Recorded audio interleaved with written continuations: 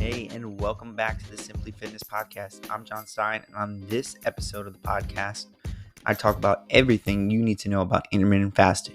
What exactly it is, what are the research benefits of it, what have I found has helped me while intermittent fasting, as well as how you can incorporate it into your current diet program. Hope you guys enjoy this episode, and if you have any questions about anything fitness, nutrition, or mindset related, be sure to reach out via Instagram or my email. Links are in the show notes. Hope you all enjoy this episode. Hey guys, how's it going? Welcome back to the Simply Fitness Podcast. So today we're going to dive deep into a nutrition topic, something that I personally use and something that I get a lot of questions on from people. You see a lot in the news, on social media. So I wanted to really dive deep into intermittent fasting.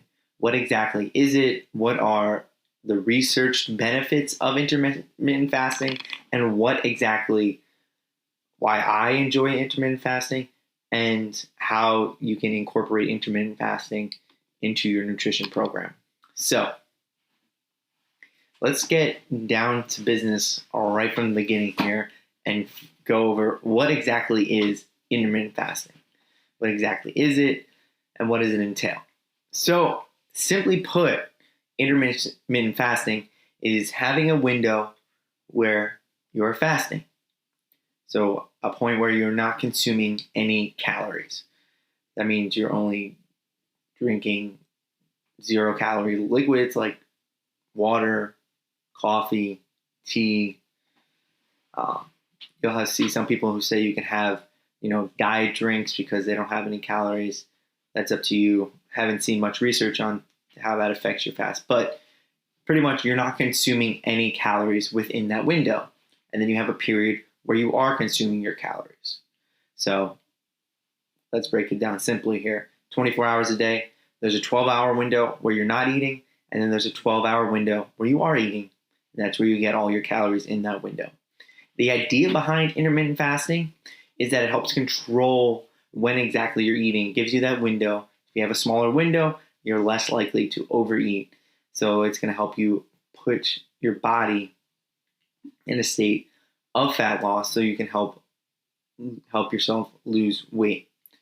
That's the idea behind it for weight loss. Overall, though, there are some researched benefits for fasting. So the initial reason why intermittent fasting became a thing was more for those benefits of fasting. That fasting has been shown to have benefits, so can we have it in shorter windows and still be able to get some of those benefits. So let's dive a little bit more into what exactly those benefits are and what research has said or what we think happens when we do intermittent fasting. So, one researched topic behind intermittent fasting is that it decreases insulin levels. So in your blood, when you are intermittent fasting, it actually helps you decrease your insulin levels, which helps you burn fat. As well as intermittent fasting can potentially reduce inflammation, oxidative stress. In some research studies, it's been shown to do that, which will be great, to help keep that body running efficiently, which is one of the main selling points that most people give when they're talking about intermittent fasting is that it helps inflammation. And that's why a lot of people with certain diseases are told, hey, try intermittent fasting by their doctors and medical professionals, because it can help them potentially reduce that inflammation. As well as it's also been shown to improve numerous factors such as blood pressure, triglyceride levels, cholesterol levels, all which are health markers. Lower those levels are, the healthier you are in your body. So the less hard your heart needs to work, the more efficiently your body is running, the healthier your arteries and veins are, hopefully keeping you healthy and living a long life. As well as an interesting one here is that it's been shown to increase BDNF, which is brain-derived neurotrophic factor. Big word. We won't get into what exactly BDNF does, but it is a brain hormone, and it affects a lot of different brain functions, and it has been shown to be a major factor in a lot of neurological diseases and brain issues. So things like Alzheimer's, dementia, things like that. As we get older, our body starts to wither, to decline. With increased BDNF, it helps you keep that cognitive function as high as possible with that. So a lot of research has been going into lately with nutrition and how can that affect your BDNF and your brain function, especially when it comes to Alzheimer's, Parkinson's, and dementia, especially as the population ages there. So those are the research benefits of it. You can find peer-reviewed articles that have researched intermittent fasting in different windows and that have seen these benefits. Obviously, research is still being done. The verdict is not out on this yet. We don't know exactly all the benefits of intermittent fasting, but these are just some of the benefits that we've seen so far. So why do I like intermittent fasting? So this is a study, N=1. This is my personal beliefs on why I like intermittent fasting and why I believe in it and why I do it on a very regular basis. First, it builds flexibility within my diet. So having a specific window from when I eat, when I don't eat, really helps me in my mind kind of structure that. So in the morning, so I'll break down my window. My window is usually around 8, 9 o'clock. Stop eating. Don't eat until about noon to 2 o'clock, depending on the day. So that gives me a 12 to 16 hour window there where I'm not eating. That gives me a lot of flexibility when it comes to the meals that I can have, the foods that I can eat, and the ability to go to maybe more social events and go out to eat in restaurants, things like that, and not have to worry exactly about my calories. I found with me, the less meals that I have, the better I function, the better I feel, and the less decisions I have to make. I find that decision fatigue for me is a big factor when it comes to keeping my nutrition on point. Once I hit a certain point in the day when I'm deciding things, it just goes downhill.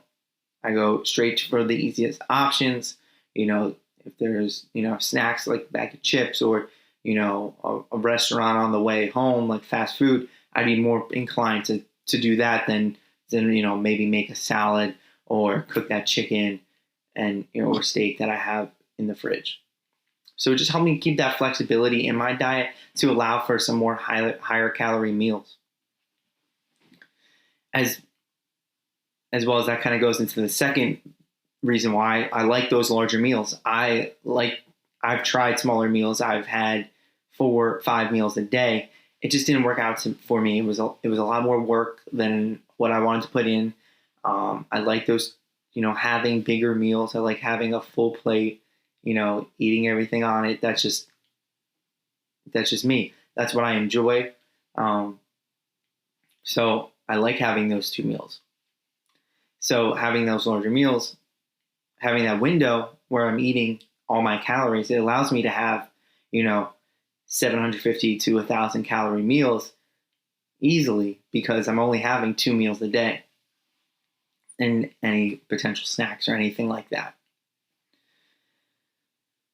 And more of a anecdotal thing here is that I found that actually not eating breakfast, so my fast goes till midday, so not eating till about midday has actually helped me clear my mind a little bit better, helps me think a little bit better, get more work done, and become more creative in that sense. So I tend to just think better without, food in my stomach. It gives my body time so that, I'm not digesting, I'm just eating, I'm just drinking water, having a coffee or a tea in the morning.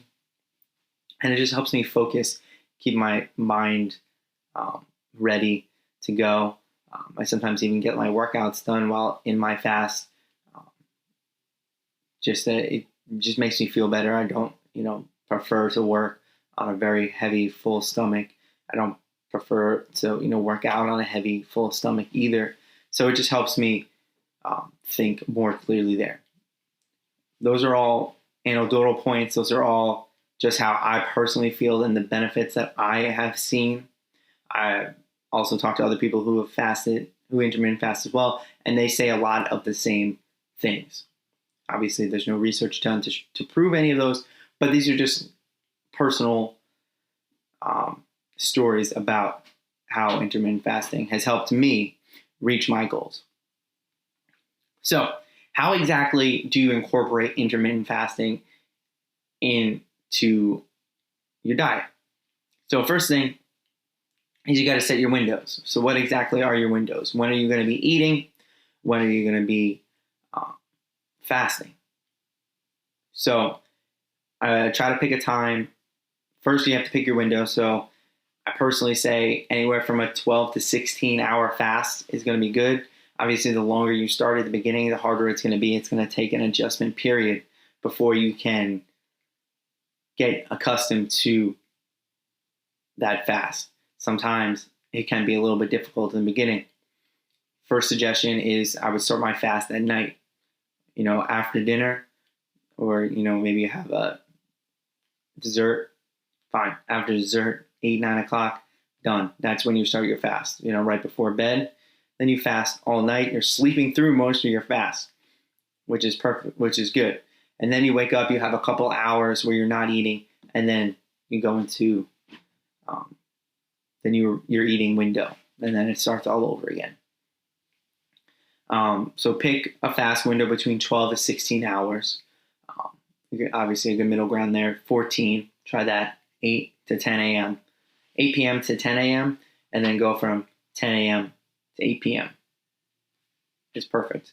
The reason I also like to do that as well is that it gives you most meals, usually the two biggest meals for most people in a societal sense is that dinner is the main meal of the day.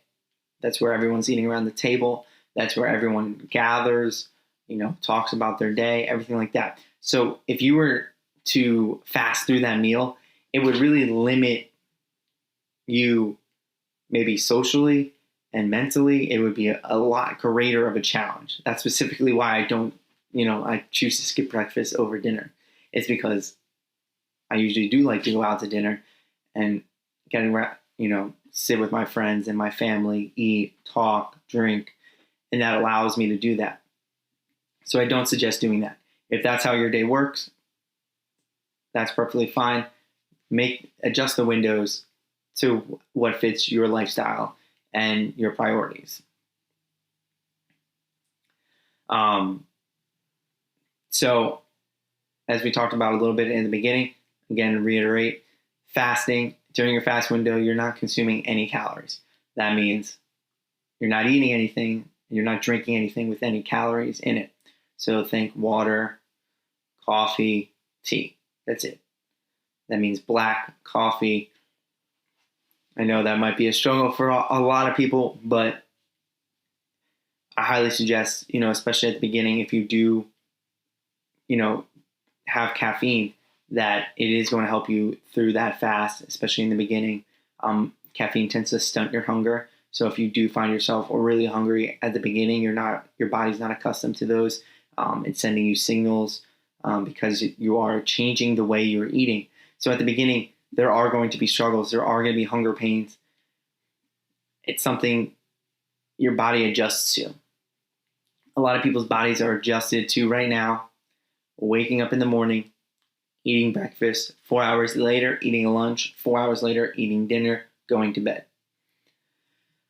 That's not necessarily how your body runs. It's not your body telling you that you're hungry. It's that you're just accustomed to that. That's a habit. That's, what you're mentally used to. So you are normally used to eating every 4 hours. Your body's going to signal you every 4 hours to eat. And by fasting, you're breaking up those signals. I would say that's another reason why I like it. It really helps you fine tune, your hunger signals, and when you're actually hungry, and when you're just eating because you're bored or because it's a habit. So it really helps you reset those signals and get used to, eating. Okay, I'm eating at 12, and I'm eating at, maybe 4 or 5 o'clock at night. Done. And then that's your day of eating. So last thing I really want to touch on, with intermittent fasting, I think we did a pretty good deep dive into it. The thing to remember with intermittent fasting is that it's a tool. Intermittent fasting is not a diet. It's not telling you what foods to eat, what foods, not to eat, things like that.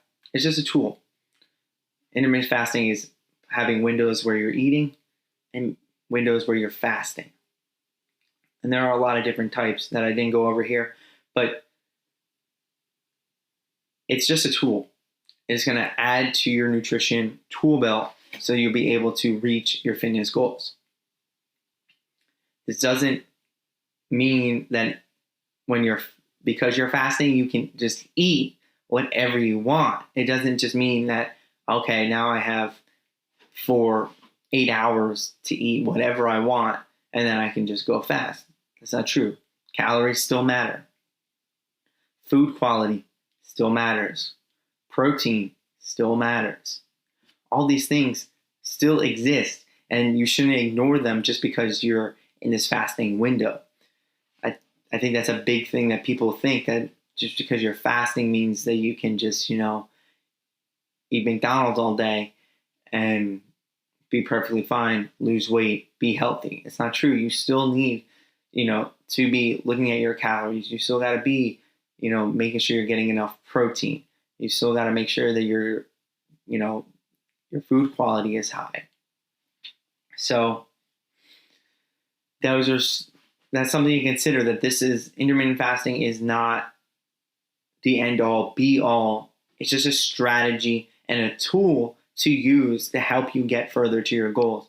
This doesn't mean you should exclude, all the calorie counting, things like that. You can do that on top of this, adding in intermittent fasting as part of your success strategy towards reaching that fat loss goal. If you do have any more questions about intermittent fasting, you want to, help, set up an intermittent fasting, learn a little bit more about those protocols and everything like that, shoot me a DM on Instagram, send me an email. They're both in the link below in the show notes. Please feel free, ask me questions. If you have questions on anything, fitness, nutrition, mindset related, please feel free to reach out. Always happy to talk to anybody, answer any questions that you may have, maybe even cover it on a podcast and get you guys all those answers to your nutrition, fitness, and mindset questions. There's a lot out there and a lot of misinformation. Let's weed through it together. Hope you all have a great day. Keep getting after it.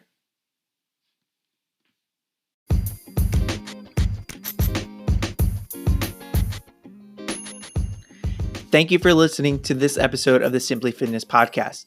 Because you listened to this episode, I want to give you something away for free.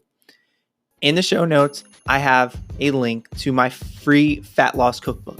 This cookbook contains over 20 recipes that are specifically designed to help you lose weight. They are filled with protein, they are simple to make, and they take away that bland, boring diet food.